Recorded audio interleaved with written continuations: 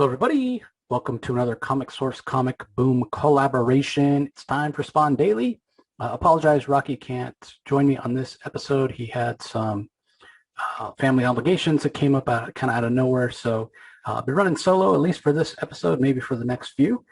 We're wishing Rocky all the best as he deals with some incidents that have popped up for him. So meanwhile, we're going to continue covering the issues of Spawn. Just a reminder of what we're doing here, everybody. It's the 30th anniversary of Spawn, and Image Comics is here, so we thought it would be a fun idea to read the entire Spawn series. And this really was spurred by the fact that last year Todd McFarlane launched his Spawn universe, and really it was this year the last one came out, just this last week.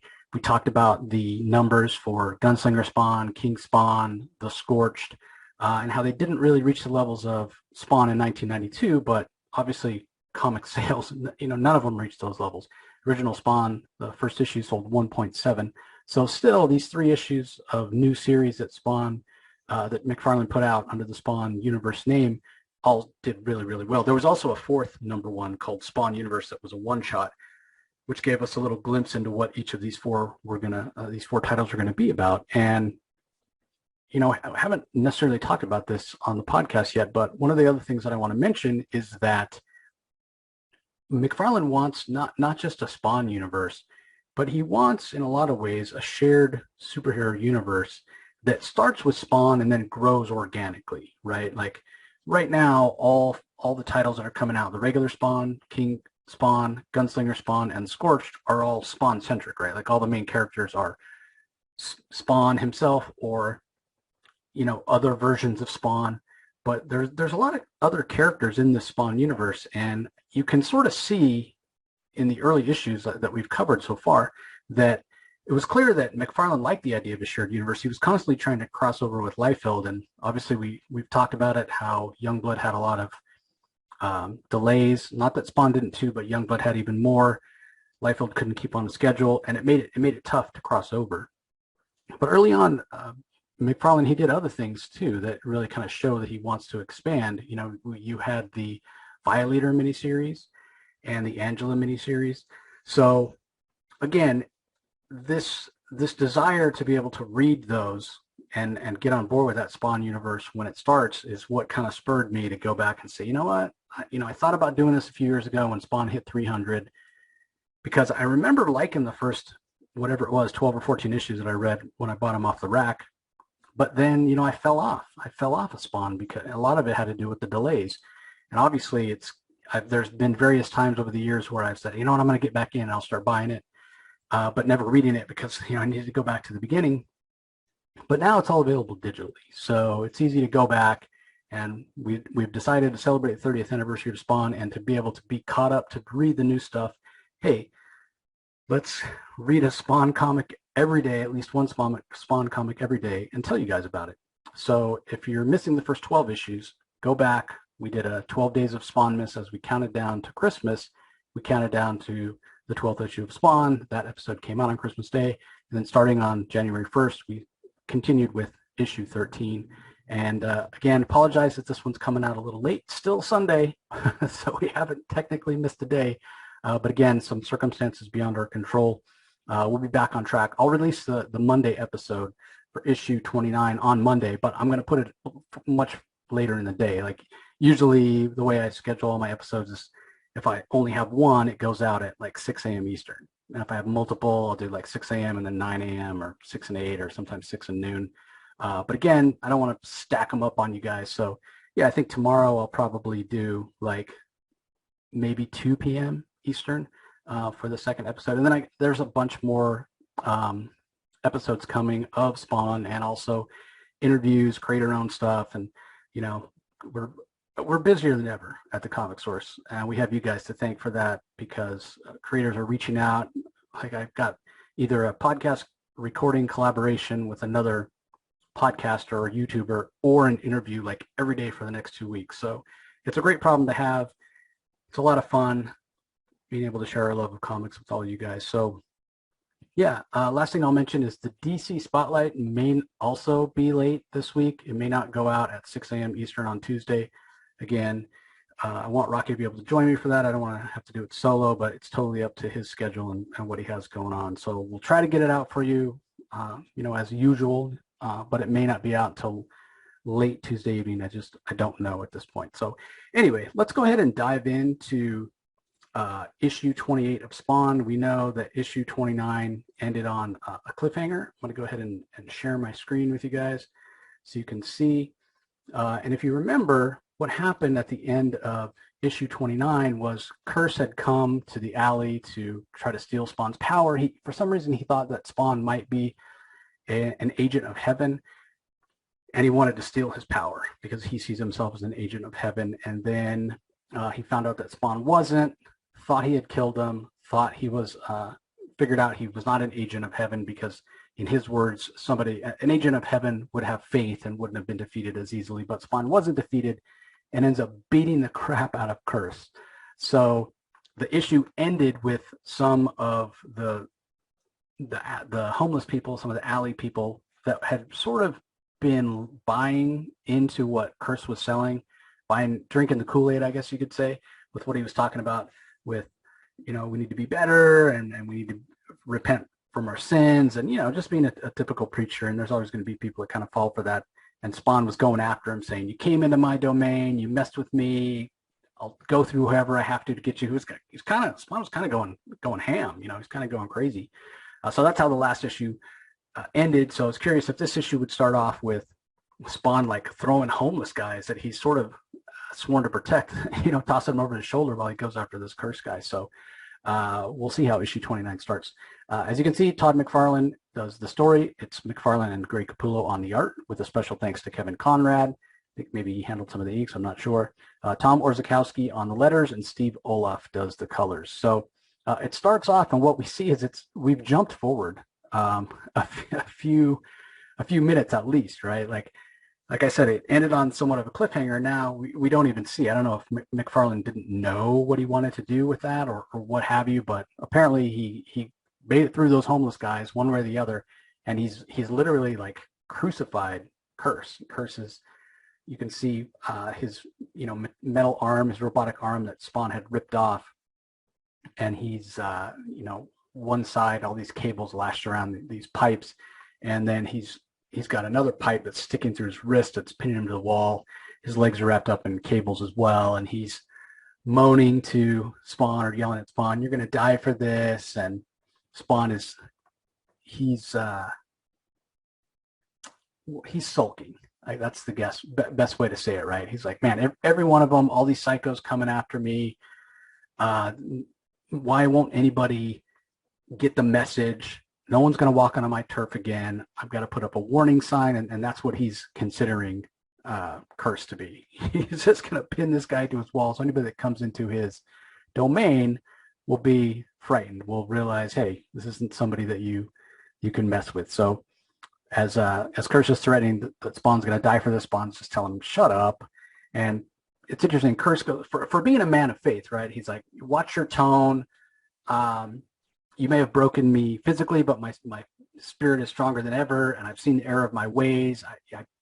I've been forsaken, and after everything I've given up, all my sacrifices, we saw that he gouged out his own eye, and he scarred in his other side of his face, and he sacrificed his arm, and all of a sudden, nothing has happened. He never got any power. He never got an answer from God or Jesus or whoever, and now all of a sudden he's just giving up on his faith. It doesn't really have that. I don't know. It seems strange. It doesn't have that much of a feeling of authenticity, I guess is how I'd put it, because this guy's dedicated his whole life. We know he wanted peace, and he just was preaching to the alley people, the homeless people in last issue, and now all of a sudden, just that quick, he's ready to throw it all away. He even said, "So I cast away my allegiance. I'm going to fight my battles alone. I'm no longer pray to heaven. My war starts now with you. You might take human shape, but I know what you are. I know where you came from. I'm going to kill you." And Spawn's just ignoring him. He doesn't really care what this guy has to say. He's already been defeated in his mind. So meanwhile, we see that Wanda is heading into the city. She's going to go look for Spawn. She wants answers, right? We know that last issue, We saw her helping out her husband Terry with all the files that he somehow brought home from his top secret job, but didn't get in trouble for. Just very strange. But this is kind of interesting too. It's like um, we find out that this is the first time that Wanda has ever driven across the bridge into New York City, which I find, so she lives in Queens. I mean, Queens is still New York, right? So I don't know. This just read really strange to me. It's the first time. I mean, if you grew up there, really, it's the first time you've ever driven a car. I'm assuming it means into Manhattan. I think a lot of times when people say New York City, that's what they're talking about, Manhattan. But I mean, you live in Queens, and if you've driven a car in Queens, you've driven in New York City. But anyway, just I thought it was kind of strange, and it's also strange that she's doing this at night all by herself. Again, you just kind of wonder. So on the next page, we see a little recap. It's talking about how bad Terry feels because he can't trust the people he works with, and he thought they were friends, and he was betrayed. And we all, it's recap, it's exposition. It's great for anybody who's jumping on to this as their first issue of Spawn. But if you've been following it along, you know all this stuff. And so she pulls up in this area where Terry had told her he was, very bad part of the town, or even told she's paying attention to her decrepit surroundings. And of course, right away, beautiful woman, nice car. There's some ne'er-do-wells that spot her right away. So meanwhile, Spawn's gotten tired of Curse running his mouth, and he kind of goes off saying, "I'm king here." Again, it just seems sort of strange. It seemed like a lot of the characterization we had for Al Simmons, at least before he died, he was a very kind of humble guy. And now all of a sudden, he's tired of being attacked, and he's saying, "I'm king." And, we know that the other homeless people built him a throne. Maybe some of that stuff's going to his head. So he's telling Curse, you're not in a position to threaten anybody. I make the rules here. Get that through your skull. So, rant and rave, whatever you want. I'll be back. No idea where he's going. So meanwhile, again, Wanda is wandering around these back alleys, terrible place to be at night, alone, as a woman, and, a beautiful woman at that, who's wearing expensive clothes and whatnot. Like, she's supposed to be a smart person, right? Like, again, this just seems like a really, really bad idea. And sure enough, we see those guys that saw her get out of the car kind of stalking her. So we get a quick peek in here at Sam and Twitch. Sam's going over the file that Spawn gave him on the chief. What's his name? Chief Banks. And Twitch is like, weren't you supposed to show that to Chief Banks and get him off our back, and make sure he stops the patrol, stops looking for Spawn? And Sam's like, man, that guy's been on my case for years. You think I'm just gonna give this up? No way. I'm gonna use it to my best abilities. And as they're going through it, they see something that really surprises them. Like this can't be true. It's really sick. But we're told by McFarlane we'll have to wait to find out what it is. Similarly, Sam and Twitch aren't the only ones looking at files. Terry Fitzgerald is at home with his daughter. He's going through files as well, still trying to figure out who it was that set him up. And then the phone rings, and it's one of Wanda's friends. And it just so happens to be the friend that Wanda had told Terry, hey, I'm going over to Sheila's house. And then Sheila calls and says, hey, is Wanda there? And Terry's like, wait, what? She said she was going over to your house to talk about some new charity. She was like, I haven't talked to her all day. So wah, just out of, the plot out of every teenager sneaking out of the house kind of thing. You always get caught. I mean, pretty coincidental. Like, if you're Wanda, why aren't you calling Sheila saying, hey, I won't be home, don't call, or hey, I'll see you later. Like something to cover your tracks, just not straight up lie to your husband. But the other thing that's strange is when Terry finds out about this, we're told that he goes stone cold silent, and the possibilities of what might be happening are too horrific to think about. So why does he automatically assume it's something bad? Maybe she needed some time to herself. Maybe she was running to the store. Maybe she's cheating on him. Why does it have to be that this is something horrific, right? I don't know. It's so strange. Like, why does your mind immediately go to something horrific? Something bad might be happening. Like, there's a lot of possibilities. Why would you automatically assume? I would think it was strange if it happened to me, but I wouldn't automatically assume something horrific is happening to my wife. Now, granted, I didn't just run into Spawn and almost get killed by a giant cyborg. So I can see why he'd be a little worried. So anyway, meanwhile, back in the alley, Wanda, of course, is having no luck. Everybody's tight-lipped. They don't know who this chick is. They're not about to spill their guts on who Spawn is, but she does flash some green around, and that does get one guy to be her quote-unquote tour guide. So she takes him to where Spawn's throne is, or at least takes him close, and then says, kind of points her down the road, says, hey, it's around the corner over there. Go check it out. I won't get any closer. And when Wanda goes and peeks around the corner, what does she see but the warning sign that Spawn left for everybody? She sees Curse pinned up on the wall, and he says, help me, help me. And she freaks out seeing this guy who's, bloody and arm ripped off or whatever. And she screams and starts running away and then trips, because of course she does. And what's interesting when we see her trip, I wonder why the hell she didn't trip sooner, because she knew she was going to an alley, right? She knew she was going to this decrepit, desolate, bad part of the city to search for this guy. Does she wear boots? Does she wear tennis shoes? Does she wear any kind of shoes that would be practical at all? No, she's wearing high heels. Like, again, Wanda's supposed to be intelligent. I really question her intelligence on this. Bad enough she goes there at night alone, doesn't tell anybody she's going there. She's wearing freaking high heels? Are you kidding me? How did she not trip before this? That's what I want to know. So sure enough, she falls down, splat, I guess mud, whatever. She's got some crap all over her face. The two guys that are following her have been catch up, and I guess they decide, well, they've been following her all this time, but now all of a sudden this is the place underneath the guy pinned to the wall. This is the place where we're going to assault her and have our way with her. And these three guys are arguing over who gets to go first and whatnot. And then we hear a voice from the shadows because there's a cat that gets spooked. And these guys are yelling, hey, who's in there? Who's in that dark alcove? And all of a sudden a piece of wood comes flying out and hits the main guy. It's like sharp on one end, and it nails him. Another guy gets a brick thrown into him and it knocks him out. And the third guy just runs, like takes off running, scared to death. And all of a sudden we hear this crack, snap, crunch, bones are breaking, and a voice says, who's next? And Spawn steps out of the alley. So the one guy who had the sharp piece of wood in his leg pulls it out. He's holding it to Wanda's throat, saying, back off, or otherwise she gets it. Spawn's pissed off. He already was in a bad mood. He's like, how dare you threaten me? Picks up the guy by the throat, tosses him aside. When the guy tries to reach for his gun, Spawn steps on his hand. We're told that he'll never use his only usable digit on his right hand after tonight will be his thumb. So that really sucks for him. But anyway, Spawn picks up the gun and says, bang, doesn't actually fire it at him. He says, get out of my sight, get out of here, don't come back. And then he turns his attention to Wanda.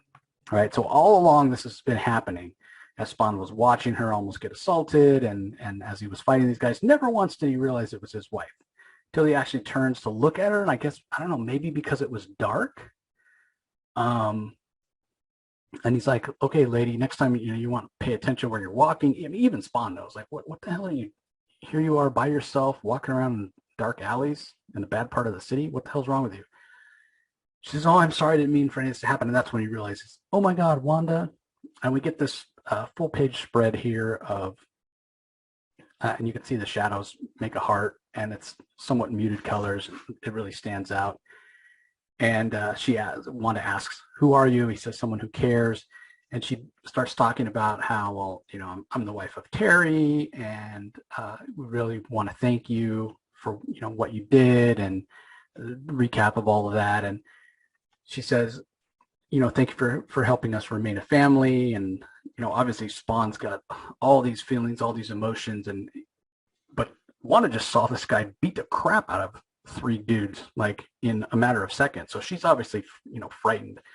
And so as she has these tears coming down her face and the mud and whatever, Spawn reaches out to try to wipe some of that away, and she like recoils from him. And that shocks Al. He's like, oh my God, you're afraid of me? And she says, yeah, I'm sorry. And Al's like, no, it's my fault. I mean, he did cut loose on those guys, right? He's in a bad mood. He's sick of people coming into his turf and whatever. So anyway, Wanda gives him what she came to give him, gives him a picture of the family, and says, you did more than just save Terry's life. You saved our family. And, I realize it was a mistake for me to come here. Please forgive me. I won't ever come again. So she didn't actually, she did what she set out to do. She went and found Spawn, but she has all these questions, but she didn't, I mean, she did ask at one point, who are you? And he says, someone who cares. She didn't, I don't know, I guess her fright overwhelmed her desire to get any kind of answers, because it was kind of just a very surface level, just kind of a knee jerk. Who are you? It says someone who cares. She didn't try to find out, take off your mask, or who were you before, or how do you know Terry? How did you know his name? Like, she didn't get any answers. Again, I'll chalk it up to being frightened, the trauma of what she just saw. Maybe also chalk a little bit up to just not being very smart about the decisions that she was making when she went to hunt this guy down. So she runs off as Spawn's like, wait, no, don't, and don't leave, whatever. But she does leave. So meanwhile, Spawn just sits there on his throne for hours, staring at the picture, is what we're told, with one of the guys whose bones he broke and whatnot, just kind of sitting there, and arms and legs at all kind of whack angles, and Curse is still pinned up to the wall next to him. So we also get a little counter of how much energy Spawn has left. So should be the same as the last time we saw it, because he didn't use any in this issue. So 7012 is how much energy he has left, and that's how the issue ends. So it was a fun issue. I would have liked if there hadn't been that jump between the end of 28 and 29, because I was curious, like, was Spawn gonna actually like start grabbing homeless guys that he's sworn to protect and start tossing them left and right? So I don't know, maybe McFarlane didn't know how to resolve that. So we do know Curse is done for, and maybe the important thing to note about him is the fact that he's given up on his faith, right? He's given up on praying to God for help. He's forsaken, God hasn't helped him. He feels forsaken. He's on his own team now. Wouldn't even surprise me to see him go the other way. Hey, Malbulja, how about giving me some power? Wanda does stupid Wanda things and is lucky that Spawn's there to save her. Sam and Twitch have found something crazy in the file, so we'll see how that works out. But all in all, an okay issue. It sort of only resolved one plot point, which is Wanda's search for Spawn. Will she, after she kind of gets over the trauma of this, would she go out and look for him again? Will she be smarter about it next time and take Terry along, or take somebody else, or go during the day? Just don't know. So all in all, it's a solid issue, though. Great art by McFarlane and Capullo. There's not really much action. I mean, Spawn does go up against those three guys that are assaulting Wanda, but it's not like he's ever in danger. And there weren't any like big splash pages or anything like that were fantastic. So the bet is still on. Who's going to find out? Is it going to be Wanda? Is it going to be Terry? Who's going to find out that Al Simmons and Spawn are one and the same first? That hasn't been resolved either. And it's interesting, like we've talked in the past about how so much of the story focused on the heaven and hell and supernatural aspects, magical aspects, and then it shifted over and we were dealing with FBI and CIA and mob and NYPD, and then we thought we were shifting back to heaven and hell, and we got just a little bit of Malbulja, and now it's like we're focusing on just Spawn himself in the alley and his state of mind, which isn't real great. I mean, he's having a tough time right now. In a way, I feel like he's losing sight of who he was. He was so uncertain of himself, and he was questioning himself, and he was trying to find answers, and he felt more human. Now it feels like he's losing it in a lot of ways. Like he's losing his temper. He's screaming at people, "I'm the king. I rule here. This is my, this is my turf. How dare you?" Like, he even talked before when he decided to help out various people who've come and asked him for help.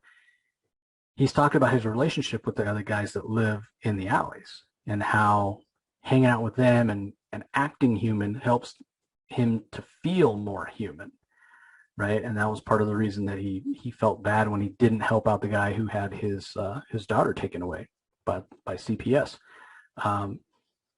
and he regretted that. So you would think that he would have the self-awareness to be like, hey, I need to be sure that I'm acting human, because he's acting out right now. he's not acting human at all. He's losing it. Like I said, he's freaking out and screaming and letting his ego and his power go to his head. So is in a way, I feel like he's playing into Malbolgia's hands. This is what Malbolgia wants. He's heading down that path of losing control and losing touch with his humanity, which will lead him to do terrible things, to lash out and kill somebody innocent, which it's almost like a self-fulfilling prophecy at that point. So curious to see what's going to happen. Are we going to get Malbolgia showing up soon? Is Al going to start getting in touch with who he used to be, or is he going to continue down this path, evolving, changing into something else, something different? And maybe it's inevitable, right? Maybe the fact that he has these powers, there's just no way for him to stay the person that he was. So anyway, I guess we'll find out. So thanks for joining us, everybody. Anyway, that's going to do it, everybody. We really appreciate your support as always, and we will talk to you next time.